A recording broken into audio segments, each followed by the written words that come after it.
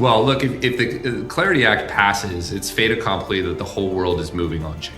You have the chair of the SEC saying all US stocks will be tokenized in the next couple of years. You have every major asset manager moving in this direction. You have other regulators in other markets pushing people there. The last piece of the puzzle to sort of guarantee that future is this fundamental piece of market infrastructure legislation. If it passes, it's all systems go on our blockchain-based financial future. And that means you're talking about markets measured in hundreds of trillions of dollars. And from my perspective, the two leading blockchains that support that, there's no way they don't go to a new all-time high. If we have this all clear signal that look, hundreds of trillions of dollars are moving on chain, then the current valuation of something like Solana sitting well below $100 billion looks crazy. The past year in crypto didn't unfold the way most people expected. Coming into 2025, many investors were anchored to familiar narratives: the 4-year Bitcoin cycle, post-halving euphoria, and a straightforward liquidity-driven rally. Instead, reality proved more complex. Markets were choppier, gains were more uneven, and optimism repeatedly ran into macro headwinds, tighter financial conditions, and lingering regulatory uncertainty. What this past year revealed is something far more important than short-term price action. Crypto is no longer being driven by old patterns. The market is transitioning from a speculative cycle-driven asset class into one shaped by institutions, regulation, and real-world financial infrastructure. That shift is exactly what Bitwise is focused on as we head into 2026.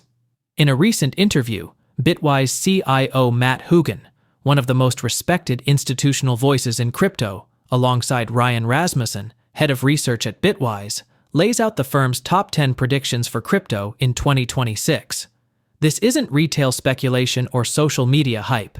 Bitwise operates at the intersection of Wall Street and crypto, managing billions in assets, launching some of the most successful crypto ETFs in the market, and spending tens of thousands of hours a year in direct conversations with institutional allocators. Their core message is clear: the forces that matter most going forward are regulatory clarity, institutional adoption, and liquidity, not outdated cycle theory. And if those pieces fall into place, especially regulatory clarity through the Clarity Act, crypto enters an entirely new phase. In this video, we're going to walk through all 10 of Bitwise's 2026 predictions, plus a bonus forecast that could reshape how institutions think about Bitcoin in diversified portfolios. From Bitcoin breaking free of the 4-year cycle, to ETFs absorbing more than 100% of new supply, to Ethereum and Solana targeting new all-time highs. This is one of the most comprehensive institutional outlooks we've seen heading into a new year. Make sure to like the video, subscribe to the channel, and watch all the way through, because this is a powerful framework for understanding where crypto may be headed next, and why 2026 could mark a turning point for the entire asset class. Thanks, and enjoy the video. I think, look, the 4-year cycle is a dead man walking. It's gone. It just doesn't know it yet. It's being replaced by a 10-year grind higher. And the simple reason was what Ryan said. The factors that drove the 4-year halving are no longer that important. What's important is regulatory progress, institutional adoption, etc. The 4-year cycle was not a law passed down from God. It doesn't need to happen. It happened because of specific reasons. Those reasons are no longer relevant. And we have much bigger forces in institutional demand, regulatory progress, the debasement trade, government spending. Those matter more than Bitcoin halving at this point. And so we think, regardless of what happens this year, I don't want to break this cycle the wrong way, which is what Ryan said we're doing. I think next year is a positive year. It's an up year. And that's why the second half of this prediction is we'll set new all-time high. Bitcoin, prediction number 2, Bitcoin will be less volatile than NVIDIA. Yeah, there are a few things to this that I would love to point out. The first is look at that chart. Bitcoin's in green. It's already calmer than NVIDIA. One of my favorite things about crypto is things that people believe are true because they used to be true, but are no longer true. I think there's a lot of alpha in sort of exploiting that anchoring bias. People believe that Bitcoin is used by criminals, no longer true, was true, no longer true. There's alpha in that. People believe that Bitcoin is not held by institutions, was true. Today, Harvard, the Abu Dhabi Sovereign Wealth Fund, other institutions all own Bitcoin. people believe Bitcoin is extraordinarily volatile, orders of magnitude more volatile than stocks. But the data doesn't lie. It no longer is. And the reason for that is it's been hugely de-risked. We've moved government regulation risk, liquidity risk, ETF adoption risk, a bunch of technical risk. It's been hugely de-risked, and that's reflected in the market. So we think there's a lot of alpha in realizing that. And then the other thing I would say is just objectively from where I sit, 2026 has more risk in AI than it does in Bitcoin, right? There are all these concerns about the AI bubble of circular revenue. There's pushback from Bernie Sanders is saying we should ban AI or something, right? There's more risk in that ecosystem than when I look at Bitcoin and ask myself, will the government print more money next year? Yes. Will liquidity conditions become looser? Absolutely. Will institutions keep buying Bitcoin? Yes. I just don't see as much risk in this ecosystem as I do in the AI ecosystem. I'm bullish on AI, but there's a lot of debate, discussion, concern, CDS rates spiking on Oracle debt. I don't see that in Bitcoin. I just see sort of slow positive trends of regulatory progress, raising concern about the debasement trade, institutional adoption. I don't know. I think this trend that we've seen the last few months is just going to continue, and feel pretty strongly about this prediction. I like that. Okay. And that kind of lends to the prediction number 3, which is ETFs will purchase more than 100% of the new supply of Bitcoin, Ethereum, and Solana as institutional demand. Yeah, I would be shocked if this didn't happen. And similar to Bitcoin being less volatile than NVIDIA already in 2025, this is already happening. Crypto asset prices are broadly set by supply and demand. And one of the reasons that we're so bullish about the long-term outlook for crypto is that we think demand from institutional investors will continue to outpace supply for years to come. We've seen that happen already since ETFs launched back in January 2024 with Bitcoin and July 2024 with Ethereum. And anyone who has read anything about economics knows that if demand outpaces supply, that means price goes up. And we've seen that play out. We've seen something like 2x, which you have here on the table on your screen, of Bitcoin being purchased by ETFs versus new Bitcoin being produced since the ETFs launched in January 2024. And in that time, the price of Bitcoin is up something like 95%. So it's a relatively simple equation. And to your point, we spend every single day at Bitwise doing tens of thousands of meetings a year with institutional investors. And what I can honestly say from those conversations, and what you can see when you look at flows into Bitcoin, Ethereum, and Solana ETFs, is they are allocating more and planning to allocate more to crypto in the future than they have today and they have in the past. And that is why we believe that this fundamentally will happen as institutional demand accelerates, and that will drive prices higher.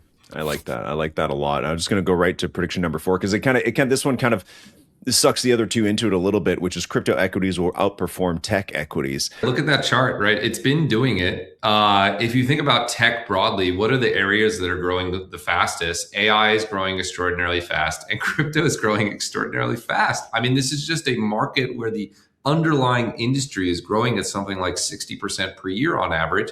It's a great market to build a company in.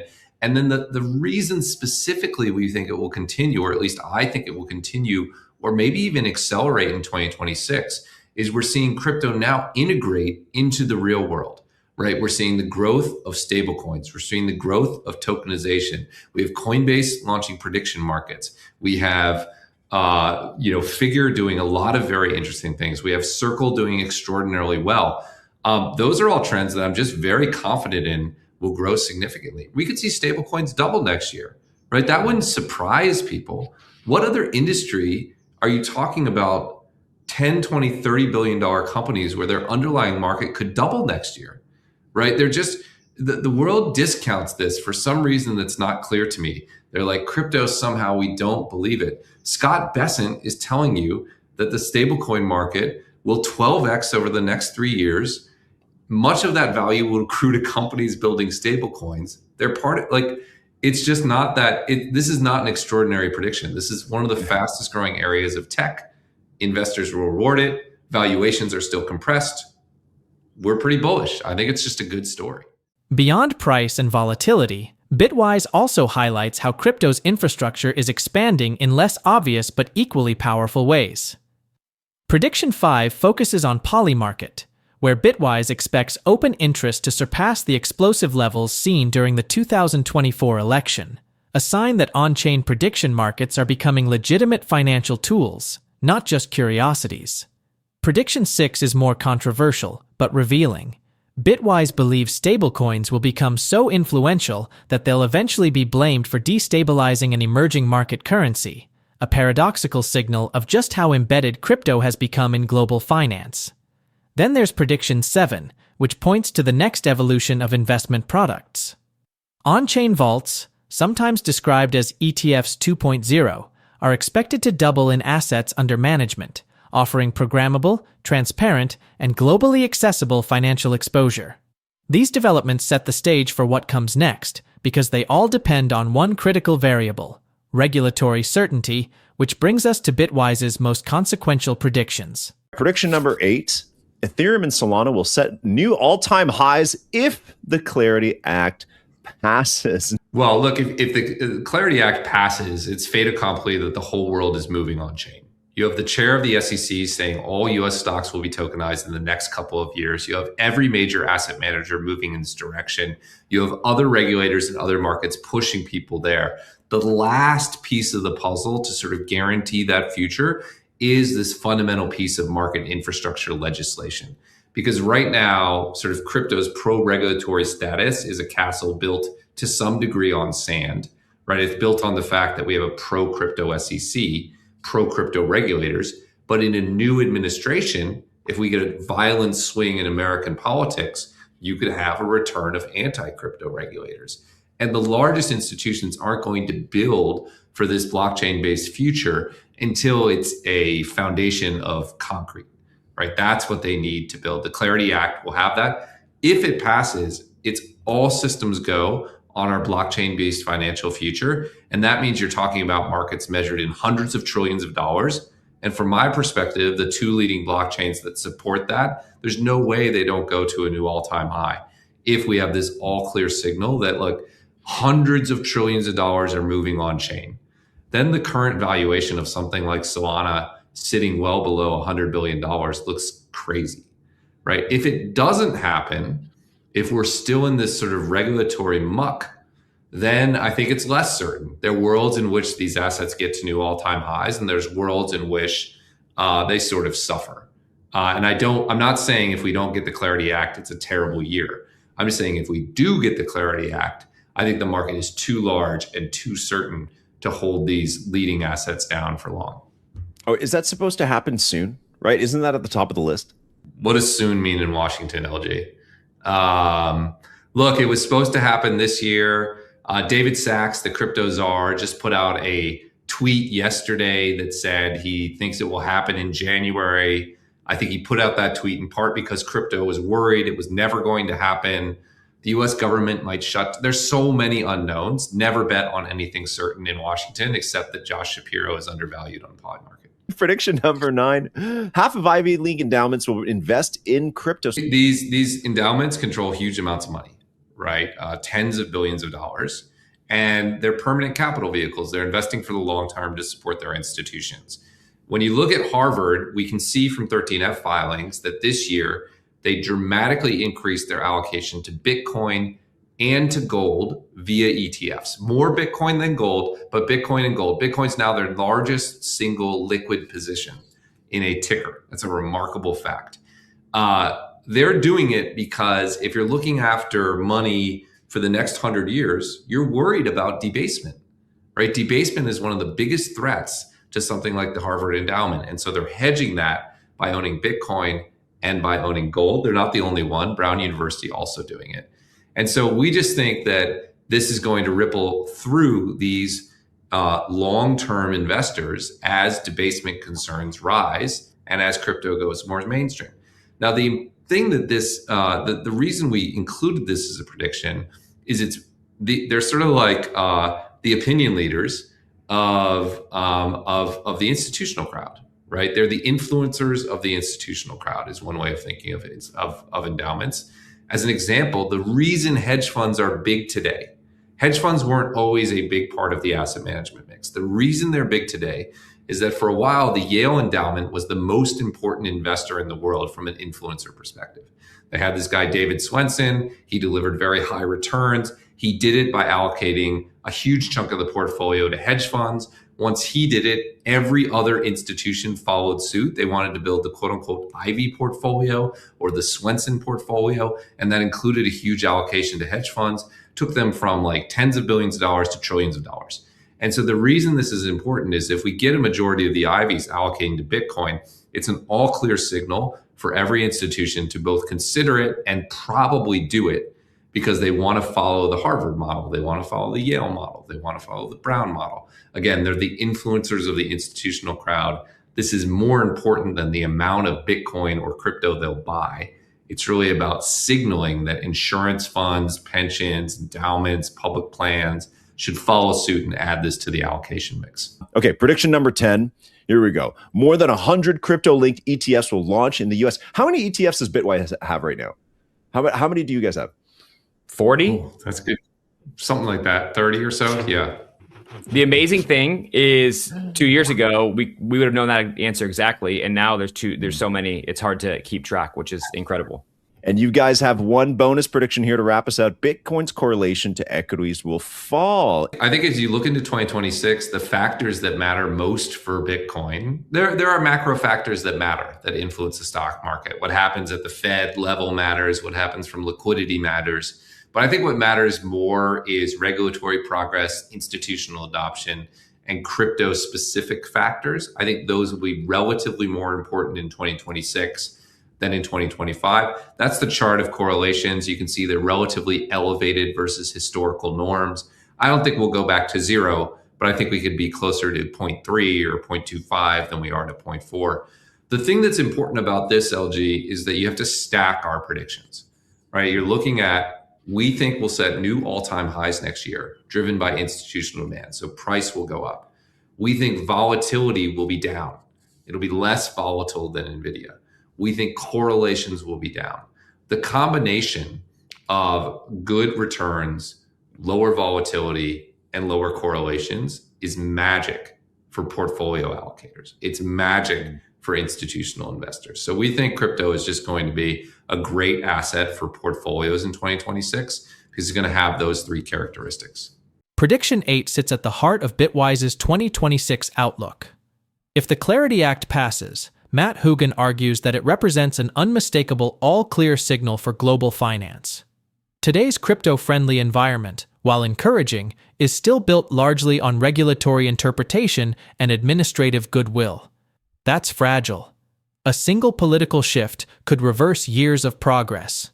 Institutions know this, and they won't fully commit to tokenized markets until the rules are written into law. The Clarity Act changes that by establishing a durable market structure, defining jurisdictional boundaries, and giving large asset managers the concrete foundation they need to build. And the implications are massive. Tokenization isn't about niche crypto assets. It's about stocks, bonds, real estate, and financial instruments measured in the hundreds of trillions of dollars moving on-chain. As Matt pointed out, the chair of the SEC has openly discussed the tokenization of U.S. equities, predicting that most U.S. markets will shift to on-chain operations within 2 years. This reframes the entire investment thesis. In that world, leading settlement layers like Ethereum and Solana aren't speculative assets, they're financial infrastructure. From that perspective, valuations below $100 billion start to look disconnected from the scale of the opportunity. This regulatory clarity also feeds directly into predictions 9 and 10. If half of Ivy League endowments allocate to crypto, the impact goes far beyond the capital itself. These institutions are opinion leaders, the signaling mechanism that pensions, insurers, and sovereign funds watch closely. Just as Yale's embrace of hedge funds reshaped institutional portfolios decades ago, widespread Ivy League adoption of crypto could normalize Bitcoin and digital assets as standard allocation components. At the same time, Bitwise expects the US to see over 100 crypto-linked ETFs, further embedding crypto into traditional investment frameworks. Finally, the bonus prediction ties everything together: Bitcoin's correlation to equities falling. In a world where crypto delivers strong returns, lower volatility, and declining correlation, it becomes exceptionally attractive to portfolio allocators. If Bitwise is right, 2026 won't just be another market cycle. It will be a structural shift in how global capital interacts with crypto. If you found this breakdown valuable, like the video, subscribe to the channel, and let us know your thoughts in the comments. As we step into a new year, we're committed to bringing you clear, high-quality analysis, grounded in institutional insight and real market data. Thank you for spending your time with us, and here's to starting the year informed, focused, and positioned for what could be one of the most important chapters in crypto's history.